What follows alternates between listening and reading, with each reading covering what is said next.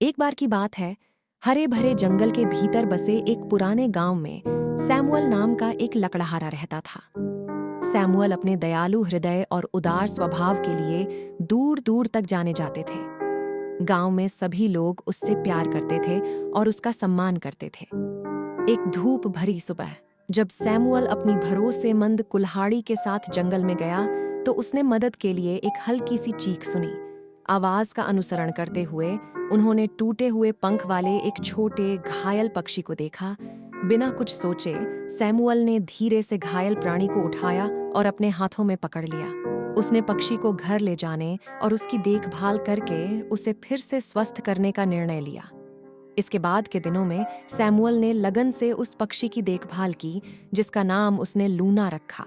उसने उसे खाना खिलाया, उसे गर्म रखा और उसके टूटे पंख की देखभाल की।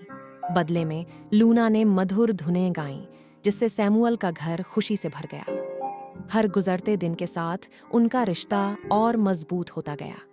एक शाम जब सूरज क्षितिज से नीचे डूब गया, एक अजनबी ने सैमुअल के दरवाजे पर दस्तक दी। वह आगंतुक एक थका हुआ यात्री था जो जंगल में रास्ता भटक गया था। सैमुअल ने गर्म भोजन और रात को आराम करने के लिए एक आरामदायक जगह देकर उसका स्वागत किया। यात्री सैमुअल की दयालुता के लिए बहुत आभारी था।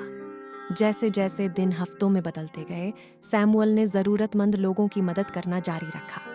उन्होंने एक फंसे हुए खरगोश को बचाया, जंगल को फिर से भरने के लिए पेड़ लगाए और कठोर सर्दियों के दौरान भूखे जानवरों को भोजन दिया।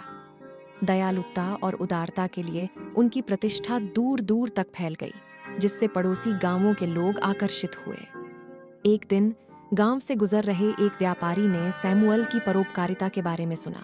व्यापारी लकड़हारे की उदारता से आश्चर्यचकित हो गया और उसे सराहना के प्रतीक के रूप में सोने के सिक्कों का एक थैला दिया। सैमुअल ने व्यापारी को धन्यवाद दिया, लेकिन विनम्रता से प्रस्ताव अस्वीकार कर दिया। उन्होंने बताया, मेरी सबसे बड़ी दौलत मेरे द्वारा बनाए गए दोस्त और दूसरों की मदद करने में मिली खुशी है। सैमुअल के कार्यों की बात ग्राम परिषद के कानों तक पहुंची और उन्होंने उसकी निस्वार्थता के लिए उसे एक विशेष पुरस्कार से सम्मानित करने का निर्णय लिया। सैमुअल की दयालुता का जश्न मनाने के लिए ग्रामीण एकजुट हुए और वह सभी के लिए प्रेरणा बन गया। जैसे जैसे समय बीतता गया, घायल पक्षी लूना, जिसे सैमुअल ने बचाया था, आखिरकार ठीक हो गया।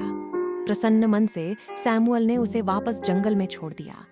लूना ने ऊपर आकाश का चक्कर लगाते हुए उड़ान भरी और फिर वह सैमुअल के पास लौट आई और उसके कंधे पर धीरे से उतरी। ऐसा लगता था मानो वह कहना चाहती हो, मुझे बचाने के लिए धन्यवाद प्रिय मित्र। इस कहानी का उपदेश स्पष्ट है। दया, करुणा और निस्वार्थता ही जीवन का सच्चा धन है।